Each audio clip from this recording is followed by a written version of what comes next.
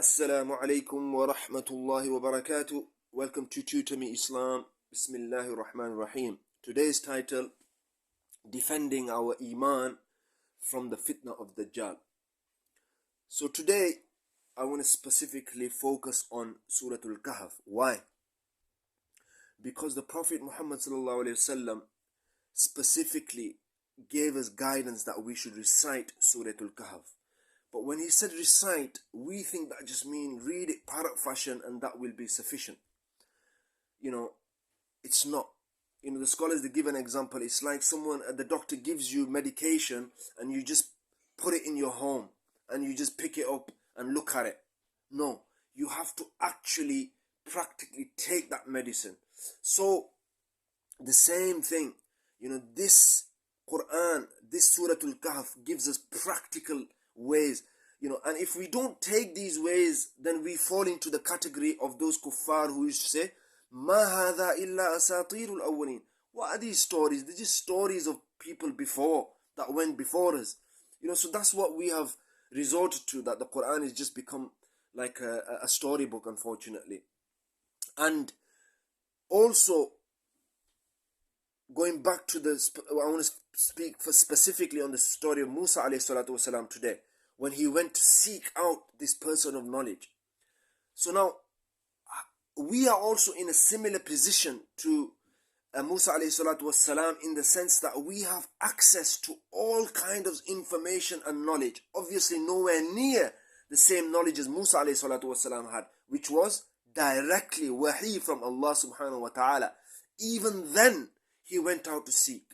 So really, that instant, Allah has mentioned this in Surah Al-Kahf specifically for us as a model to follow.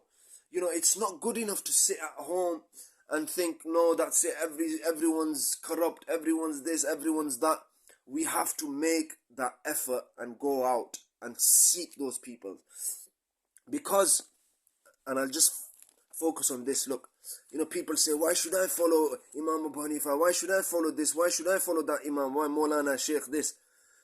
Guidance, Allah tells us in Surah Fatiha very clearly.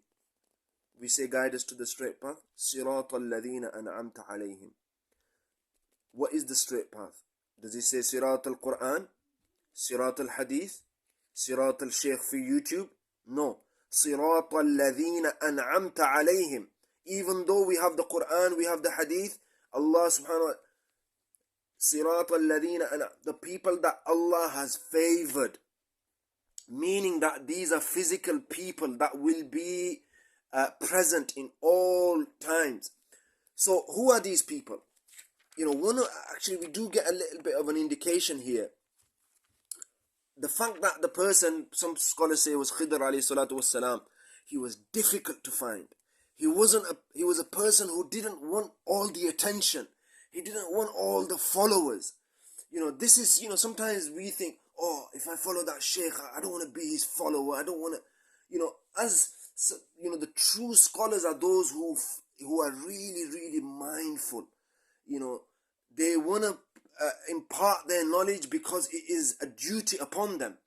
But on the other hand, it's also a great, great responsibility. They shun, all this attention and all this, so that is an example of, of who the scholars are, the true scholars, before this before the fitna of Dajjal, or in the midst of the fitna of Dajjal. These are the scholars, and this is the way that we seek them out.